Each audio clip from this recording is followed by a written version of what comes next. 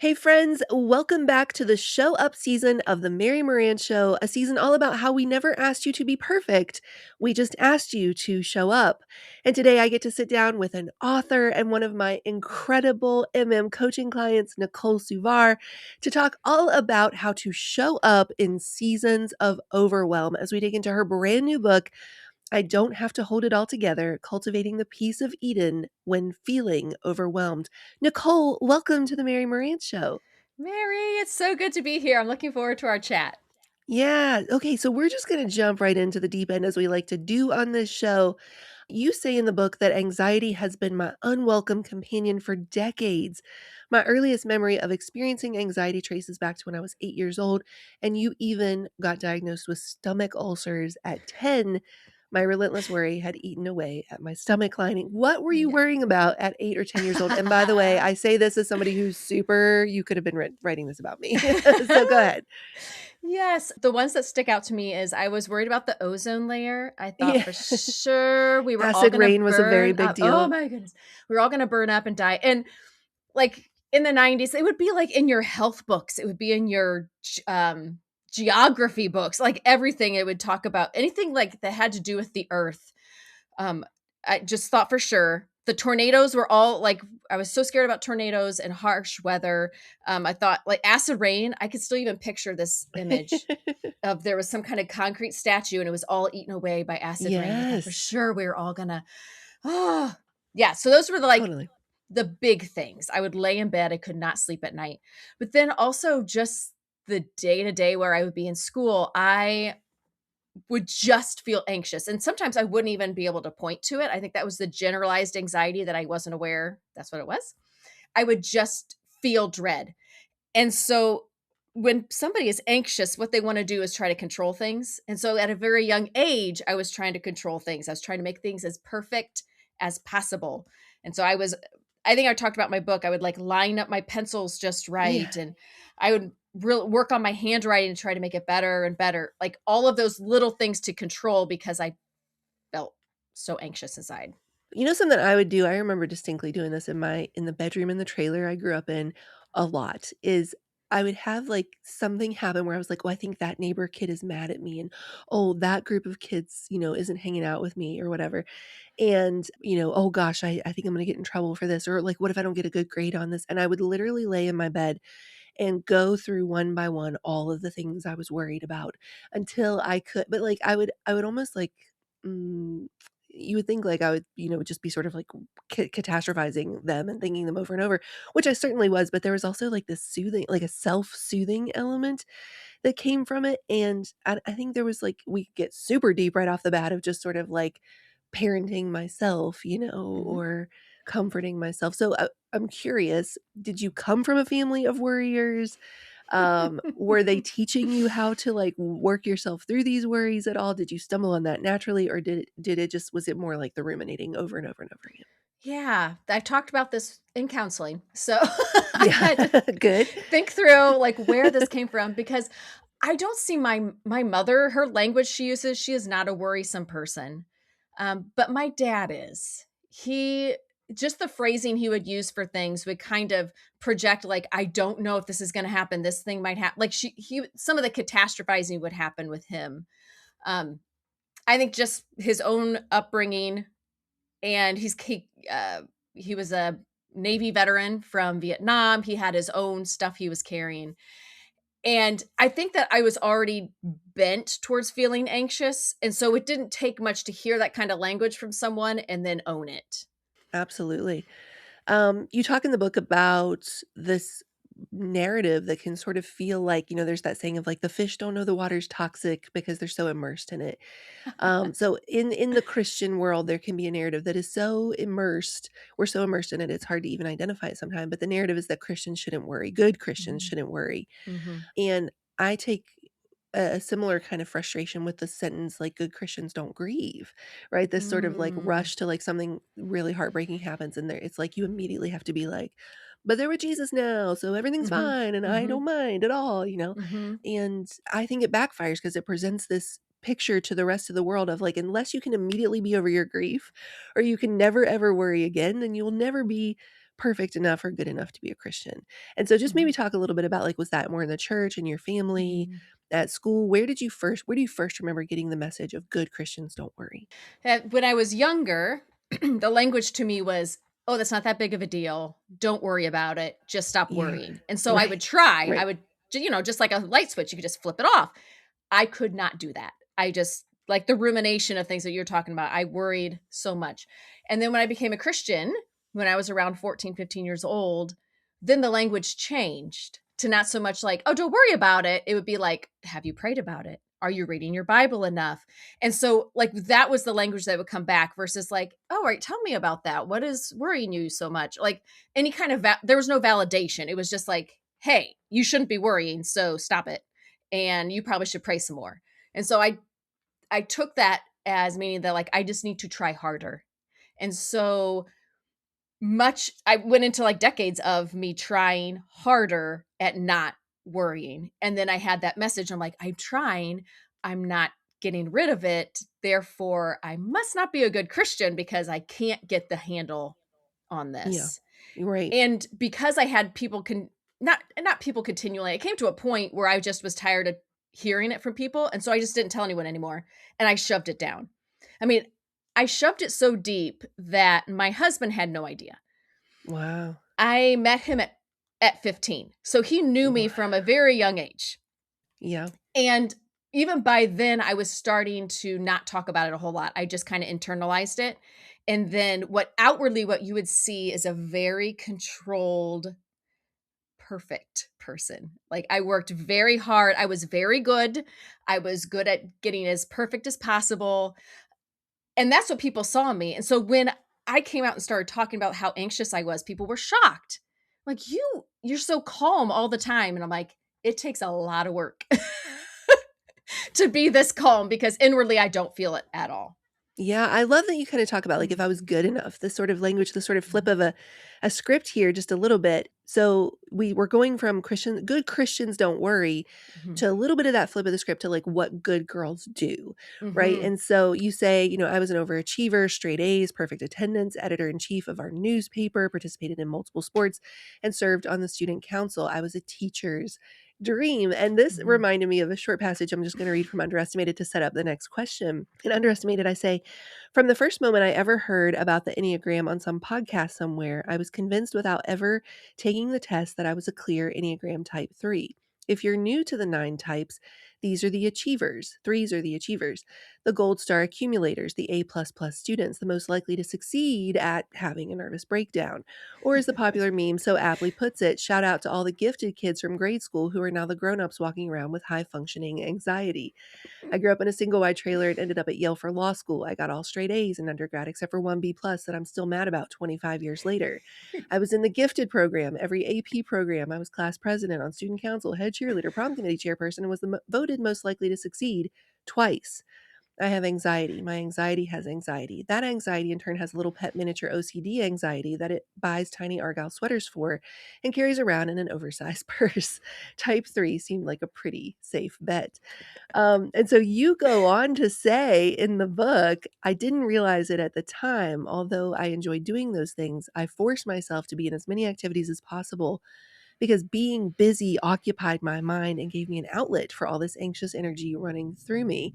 And last part of the setup to the question, I had Britt Frank on the podcast a while back for her book where she's talking about like the parts and like we talked about the brake pedal and the gas pedal of the nervous systems.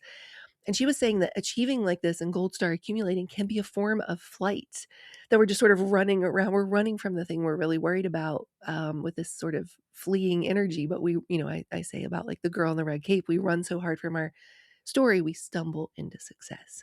And so just talk a little bit about that. Did you know that at the time? Was it an epiphany when you were writing the book? Because we write the book we need. When did you realize that Yes. you were I think this is actually a very brilliant point that I want us to camp out with for a while, that anxious people are often the overachievers because it at least gives us something to do with all this worry. No, it wasn't until 2018 is when I finally got a diagnosis of generalized anxiety disorder and major depression, which that's another one that good Christians should not be depressed. I mean, look at the joy. We should have so much joy. That's Right. another one of those. Right. That is another one of those. Yes. Yeah, so not in 2018 at 36 when I finally got a diagnosis. I kinda like that's when I was on my journey to healing. I will always have anxiety. I think that's just how I'm wired, but I'm having to have the tools for it, and I know how to go to Jesus with it now versus the shame.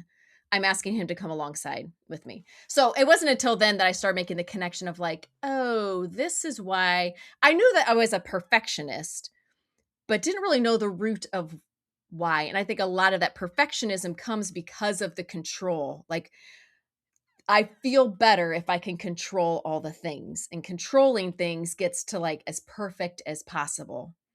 And so, yeah, it wasn't until then. I would say that I'm actually a one versus a three. And Okay.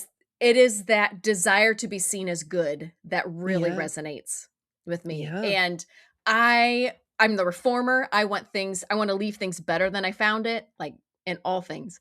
And it's interesting because the threes and the eights those are the type of people that actually intimidate me. And I think it's because the threes and the eights, we have a similar goal, but for different reasons. Mm. Interesting. Interesting. Well, if it helps at all, I've since found out that I'm actually a 4. Oh So, yeah, not in with fact the a three 3 wing. with the 3 Okay. wing. Yeah, so not intimidating.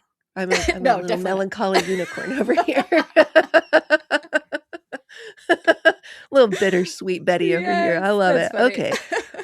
Okay. All right. So let's talk about, you mentioned this before, but I want to dig into it now. This idea of just like the response when you tried to even take this to adults or doctors or, Mm, people who should have been first in line to help when you were little. The response was always just stop worrying.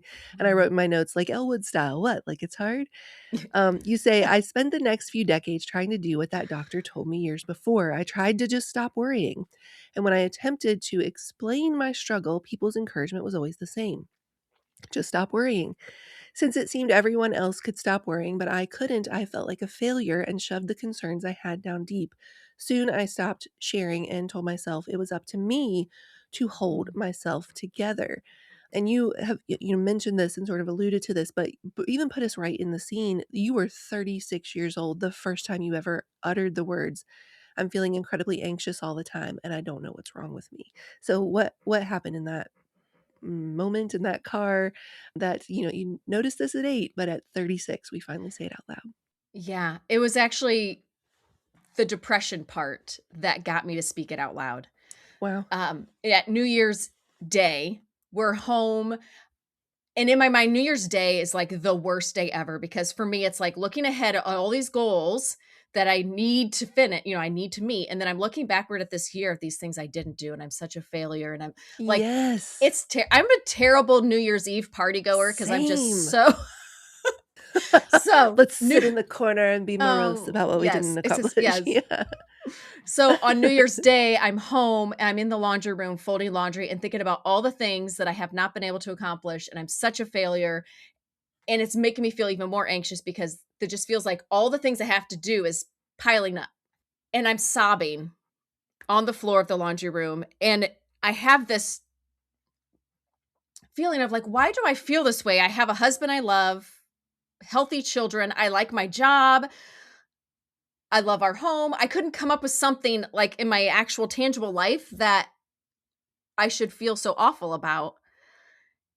And it was actually when I talked to a friend that coming week and told her like what was going on with me. And she said, I think you need to call a hotline because Wow. this feels more than just trying to get through life and, just having a rough patch. And when I called a hotline, that is the first time I had someone tell me that this sounds like you have anxiety. Yeah. Wow. Hmm. Yeah, so we're going to talk a little bit more about why we find it so hard to raise our hand and ask for help here in a second. Mhm. But first, I even want to just continue on this trend of what we're seeing at alarming rates, the rise in anxiety in the world in general. And you talk in the book about we're seeing it even among Christians. And you say, I know I'm not alone in this struggle. In the last decade, anxiety has been on the rise, even among Christians. And you ask, why are we struggling just as much as those who do not know? And the sort of implied there's the peace of Christ. You say who do not know Mhm. Christ, but this peace of Christ. We're supposed to be different from the world, and Mhm. yet we're following the same trends. You go on to say, our phones dictate how we live, our jobs form our identity, and our schedules demand that we keep moving at a frenetic pace. As a majority, we live individualistic lives, which makes us more separated from community and emotional support. There are higher demands on job performance coupled with increased personal debt. Schedules are packed from morning to night, and we spend our days trying to get to the next thing or get the next thing checked off the list. The nonstop rushing catches us in its current. We know we feel anxious, but it seems to make its home in our hearts. Instead of rooting it out, we find a way to cope, allowing it to take up space when we need to find a way to evict the anxiety instead. We cope through funny memes, alcohol, escapism, binge watching, and isolation. We find ways to control things around us because the chaos inside threatens to overwhelm us. It isn't supposed to be this way. Woo! Is that Yeah. good? Ooh, Makes is you that I feel mean, it's good anxious in that just it's reading it. terrible. Yeah. Yes. Yes. Oh my gosh. And listen, like, we're gonna get to some of the solution that you offer from the book, but I don't wanna fly past this. Like, this is the reality. I mean, listen, for those of us who grew up in the '80s and '90s, like, where did we go so wrong? We had it so good for a while. There were obviously always problems in every decade. I'm not saying there weren't, but my goodness, like, how did this become the normal, Mm. you know? So just I mean, I don't know, like, do you wanna riff on where we're headed? You know, if we don't get this under Yeah. control, we're introducing AI now, which is super fun. Every Oh day my I god. turn on the TV and I feel like it's another 1990s dystopian movie that I really Yes. loved on DVD, but I super hate on my news. I don't know Right? what to tell you. Yeah. Right.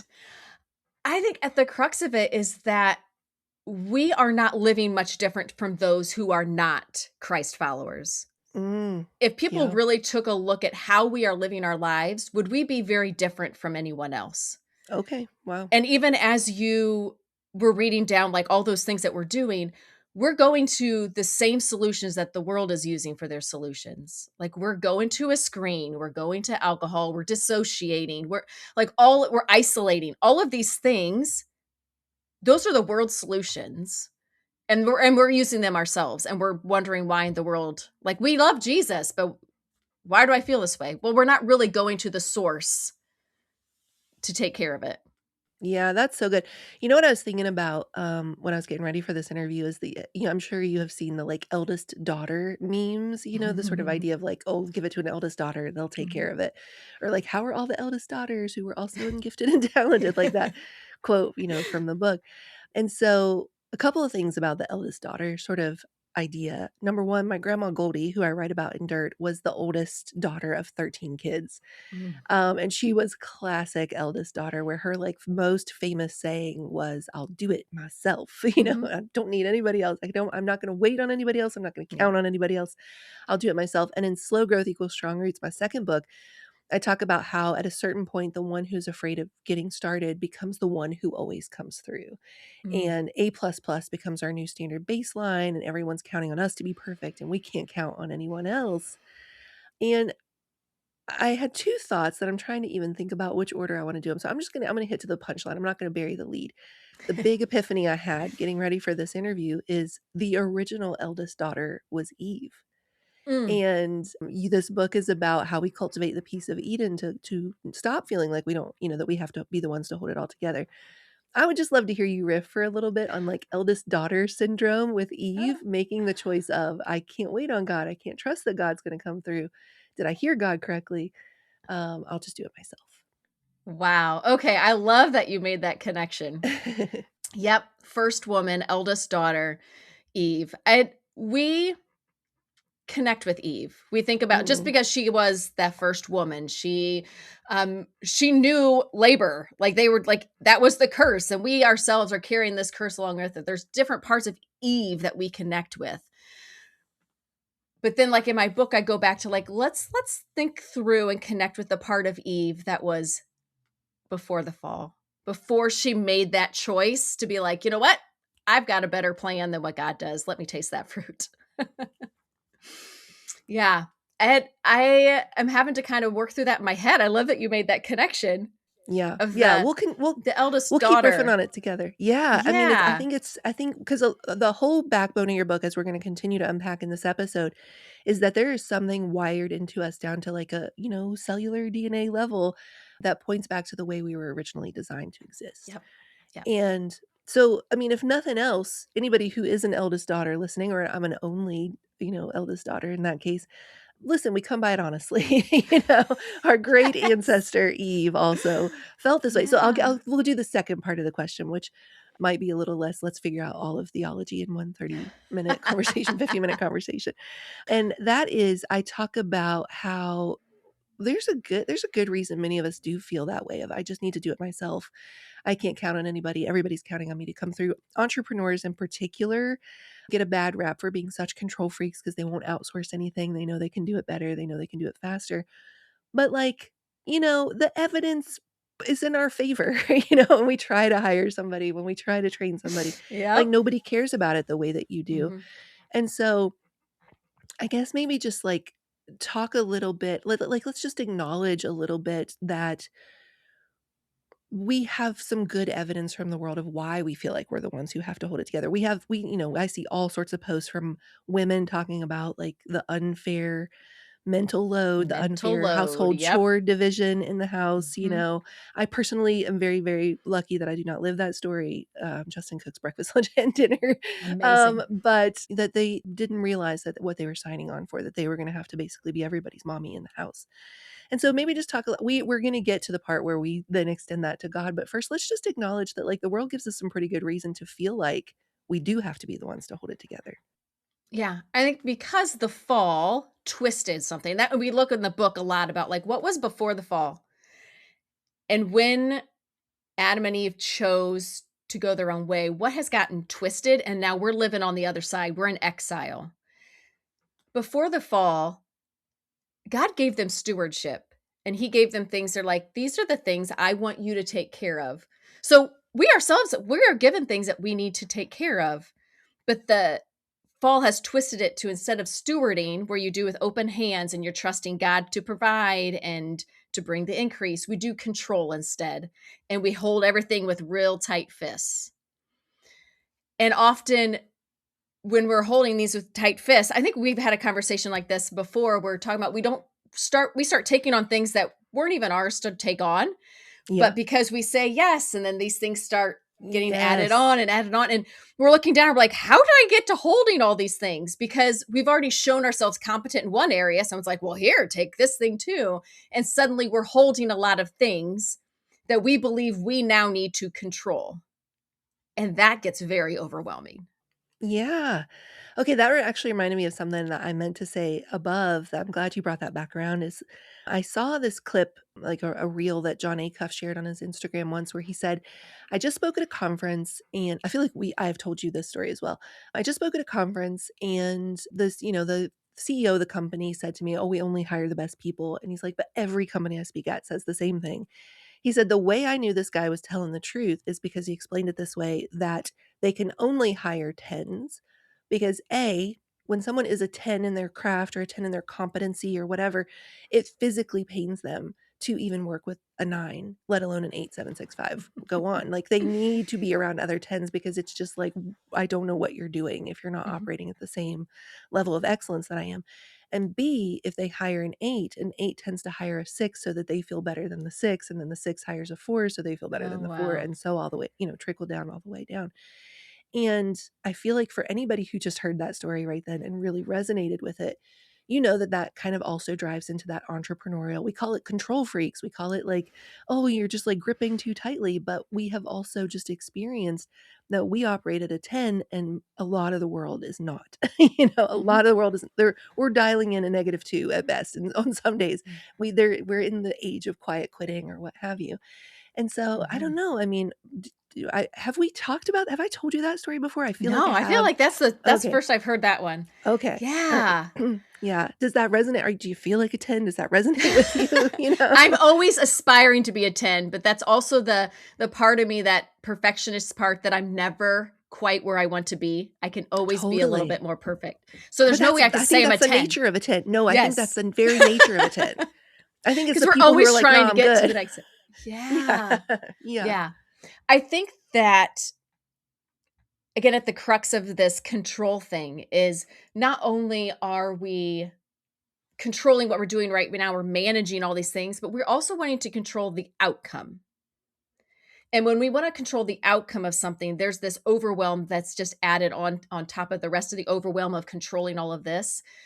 When God has never asked for us to produce an outcome, to produce the increase of something, like, He is the end result of the success, that He's the one who brings the increase, He's the one who provides, but we put it all on ourselves to do that. And there's a little bit of trust that's not happening. It's a little bit of like, "God, I got this because I'm a 10. I'm holding on to all Mhm. these things. I can Yeah. do it. Yeah. I don't like your timing. I don't know if you're gonna have it turn out the way that I want it to turn out." And so suddenly we're taking it all on and we're not leaving any of it to what God is supposed to be God's. Yeah. I was just thinking, like, we're a 10 and God's like a billion. I know, We're like, "But I'm a 10." And he's like, "That's not right? the He's scale." like, "Okay."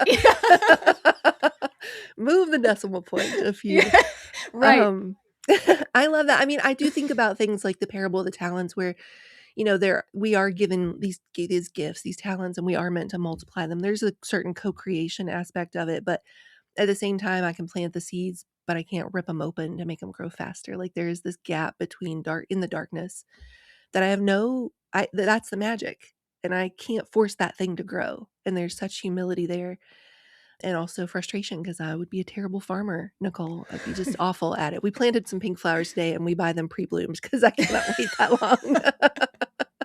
That's great. They're good on Yeah. day 1. Yeah, and you think about Yeah, the garden analogy I love because there's the parts that you are supposed to do. You go and buy the seeds, you go till up the ground, you put the seeds in the ground. You even do the initial watering with a garden hose. yeah, But you aren't bringing the sunshine, you aren't bringing the actual rain, right, you right, aren't opening up the seeds, you're not bringing those little sprouts and then the mm, blooms and then the fruit. All of that increase, all of the provision of sun and rain and all of yeah. the increase is God's. Yeah. Mm, that's good. Well, that brings us really naturally to the next set of questions I have.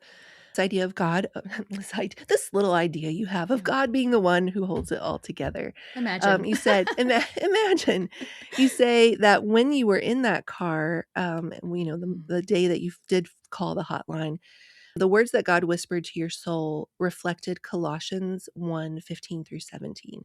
He is the image of the invisible God, the firstborn of all creation, for by him all things were created in heaven and on earth, visible and invisible, whether thrones or dominions or rulers or authorities. All things were created through him and for him, and he is before all things, and in him all things are held together, hold together. So beautiful. Such a just reading Mhm. that. And and big capital and also we know that so many times in life it's not going to be held together the way we would do it, right? I'll do it myself because you're not going to do it the way I would want you to do it. We say that to our employees or coworkers or people in our households, and we say it to God, right? And so on the one hand, it's like God's gonna hold it together. It's gonna be you can just release it all. It's gonna be held together. You're not the one who does it, and there's such freedom there. And then there's the reality of and that may very well look like for some people losing their house, getting the diagnosis, losing the family member, estrangement, whatever the case may be. Ooh, so now we're Yeah. really getting into the grit of it. What does it look like to trust and believe in God to hold it together, knowing full well that that means we will not often get what we want. Yeah. It's not gonna be held together the way we would hold it together, Mhm. which is why we usually take that control is a word that you've said a lot, Mhm. why we try to take that control back. Yeah. Because our idea of things held together are things happening when we want them to happen, and the reality is that God can be holding it all together, and it can look like it's falling apart. Like, that is the reality, and I think, like, that's where that trusting comes in, and there's times that, like, I have to say it out loud to him that I'm like, "God, this doesn't feel like this is working out. This feels like everything is falling apart. I'm trusting that you are still holding all of this together." And sometimes it's just like, "Lord, hold me together because I feel like I'm falling apart." All right, so now we're ready to kinda get into the, like, spine of this book, the backbone of this book. It is prefaced on the idea that in Eden, there were a lot of characteristics of what life was supposed to be like before the fall, and I'll just even read how you describe it. You say, when God created the universe, he also spoke this earth into existence. And on this earth, he planted a garden called Eden. This spot of earth was what its name described. It was ideal. It represented the perfect place for humans to exist and thrive. This ideal. Humans were created to live on this earth, but not the earth as we know it. We were made for Eden. We're going to unpack what those characteristics are here in the next question, but here's a deep, big theological question I've asked several times on this show. And when I say it's a big, deep theological question, I always preface it with, like, you do not have to have the answer. We will riff together. We'll see where we land. We have no idea. The Okay. big theological question is, if we were meant for Eden and all these characteristics we're going to get into, and we don't live there now because of the fall, what do we make of the fact that the serpent was in there before the fall? Mm. And was the fall always our destiny and all that sort of thing? Were Mhm. we was it sort of baked in that this kind of had to happen for all the other stuff that was God, that God had planned for us? What do we Mhm. make of the fact that the temptation was there in a perfect Eden? Yeah. The Bible Project is a great place to go to get some be able to wrap your mind around some of these kind of things. So I'm not gonna do it great like Tim Mackey does. Like, he has some really, because he's like the Hebrew scholar, he knows all of the things. Okay. And so if I'm kinda remembering right, one of the things was that so you've got Eden, but it's not the whole world. There's this portion that is Eden, and this is where humans were planted, and the serpent came in. Because at some point there was, God and Jesus, he was before all things, and he even said it. He was before all things. But at some point there were these beings that fell because they themselves made this choice because they wanted to be God. And so these beings that have fallen, this is like where the serpent comes from. And Interesting. their goal has always been to get these creatures, these humans that God has made, turned away from him, trying to get them onto their side. And so that's kind of how I picture that, like it was a thing that God had created. He created snakes and serpents, but then this evil being took the form of the serpent in a way to get to Eve, to tempt her, because she didn't think it was odd that a serpent was talking to her. So then there's also thought Right. like, did animals maybe talk before Mhm. the fall? Okay, I like this conversation because I got to tell Yes. you, our dog gets speed super talks. He really kinda, like, makes some sounds sometimes that sound like Uh-huh. words, and I'm like, "Really? Are you Mhm. just about to, like, break out in the voice of Morgan Freeman right now? What's happening?" Okay, so I really love that answer. That's a very smart answer and one of the most thorough answers I've gotten to this question. We have often arrived, when I was talking to other people, at this idea of, like, it was a prerequisite for free will, that Mhm. the option to doubt or choose Yeah. differently had to be there in order for free will to have any meaning, but the idea that even these, like, heavenly beings had to have free will as well Mhm. and made choices, and then we do have the powers and principalities battling here on earth right from the beginning. So I love that answer, and we'll just leave it right at that, and people can ponder that at home.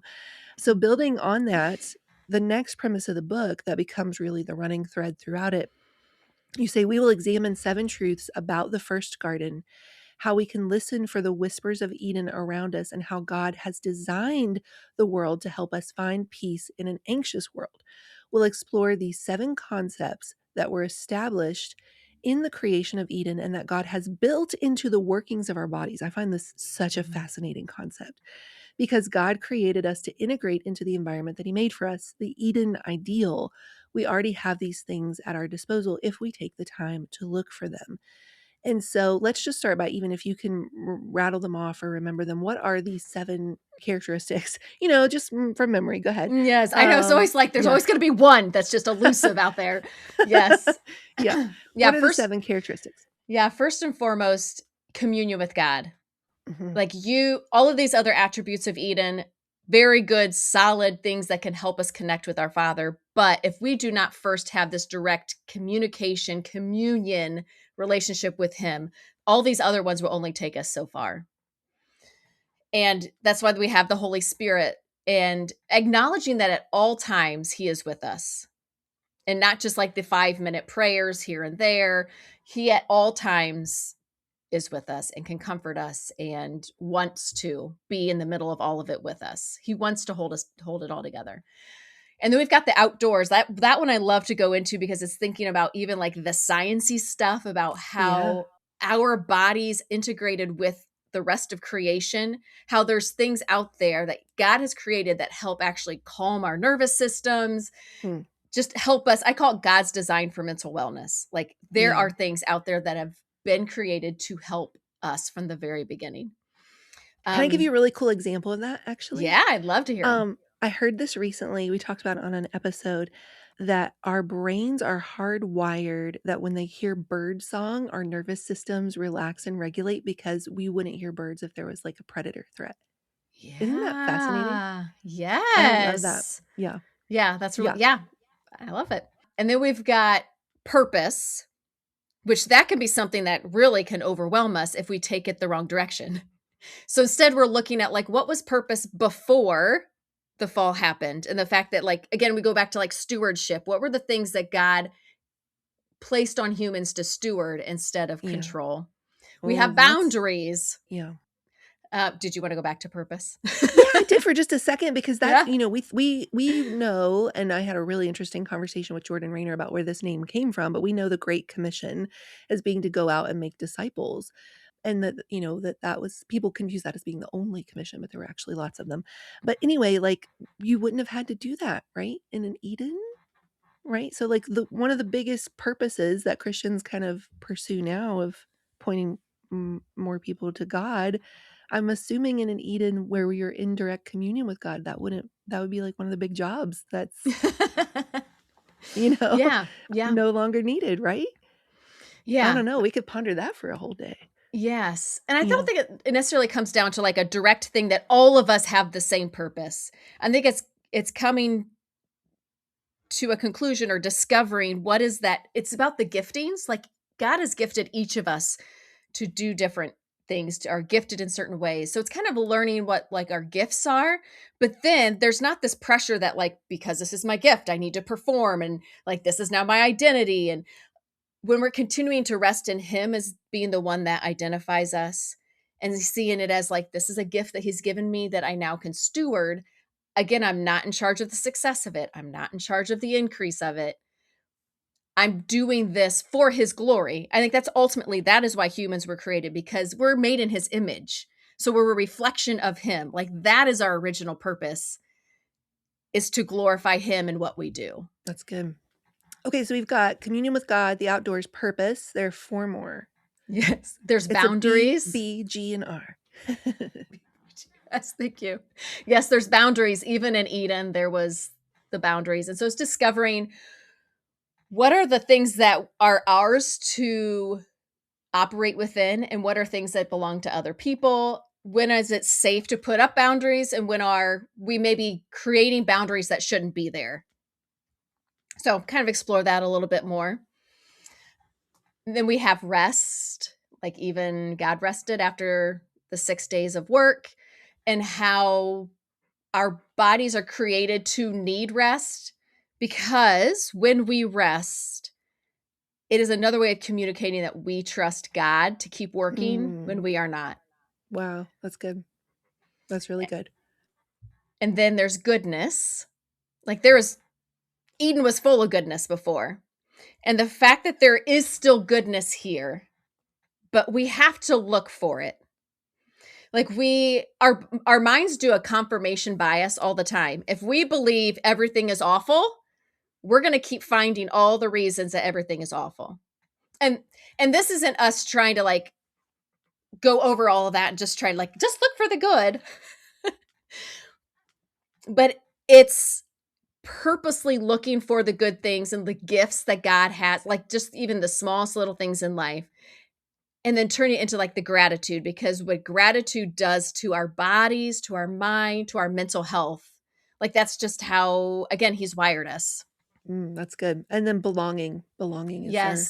7th one. Yeah. Yeah, and that goes the opposite of what isolation is. When we are Mm, isolated, we have no one else to bounce things off of. It all is whatever is in our head, yeah. and we just start believing everything we think. Yeah. But there's something about when you have another person to bounce ideas off of, when you start saying something out loud, you bring it from the dark into the light.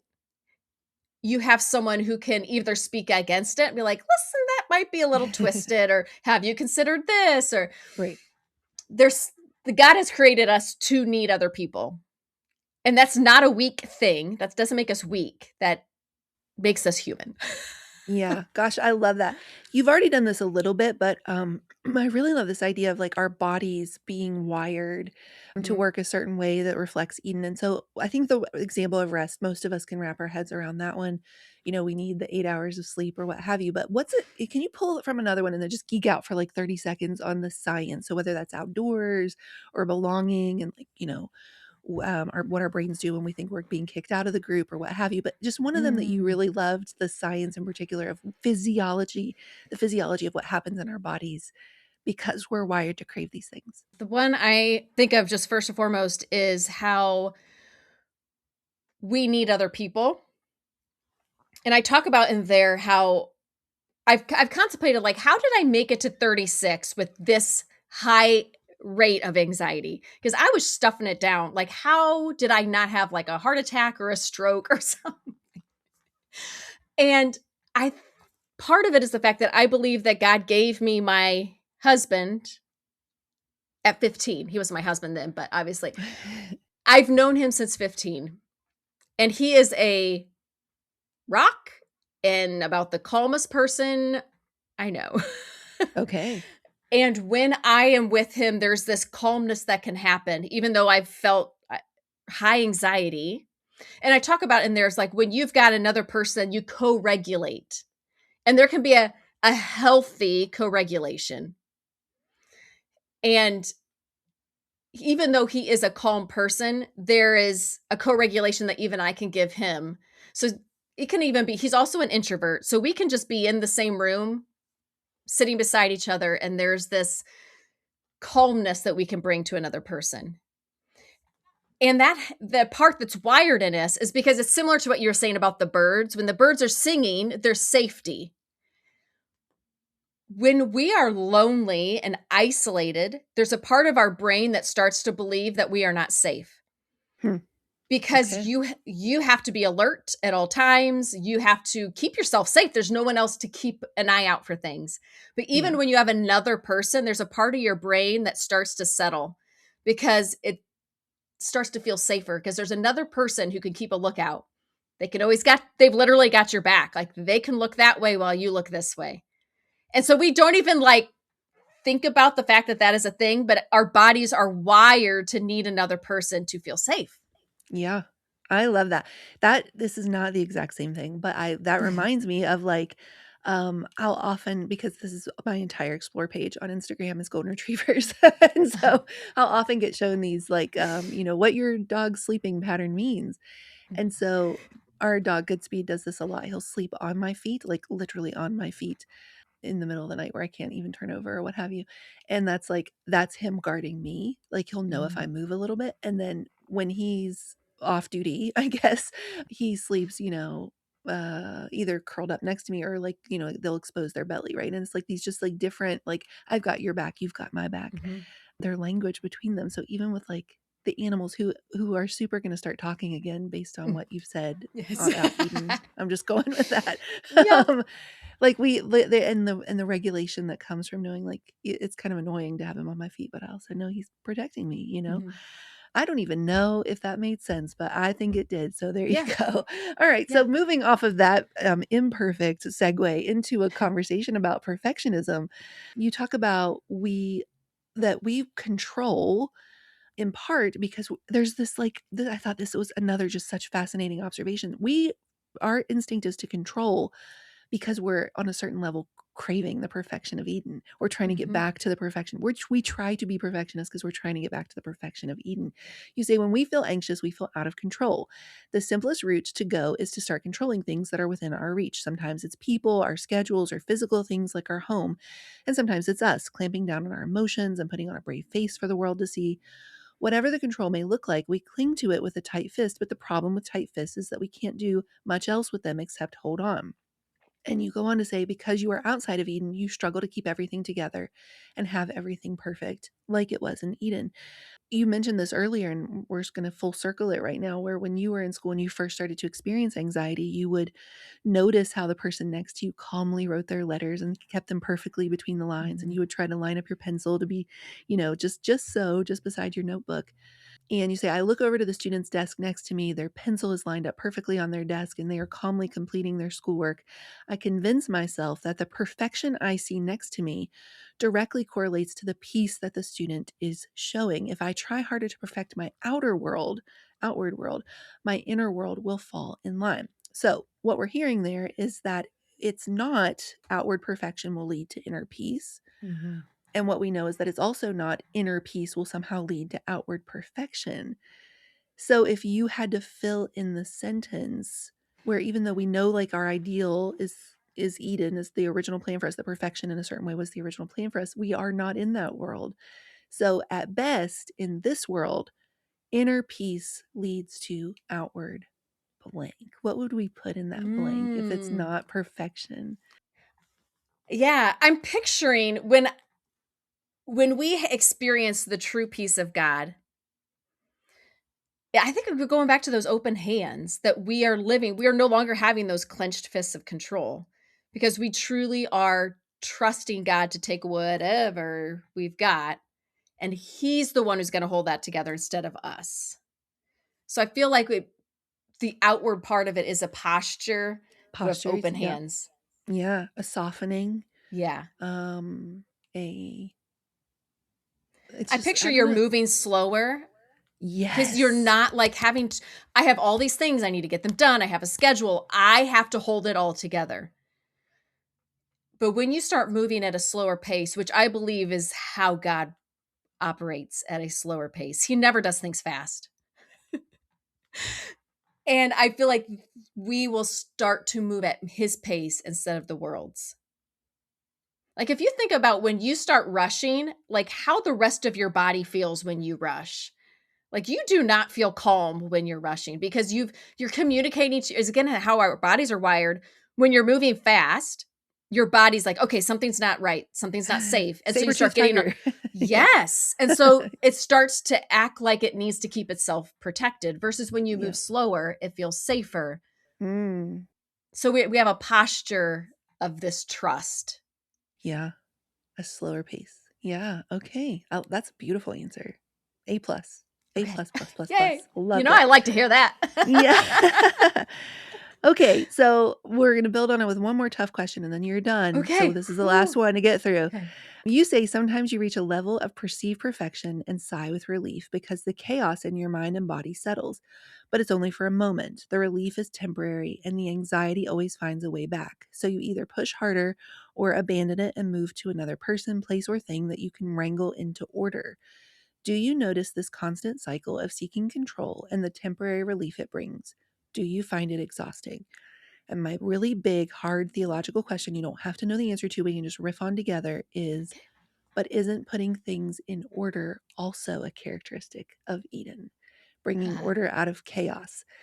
So, are all of these characteristics things that can go wrong when taken to the extreme? Mm. Or does our desire to put order to things that can tend to fall into control not belong in one of the characteristics?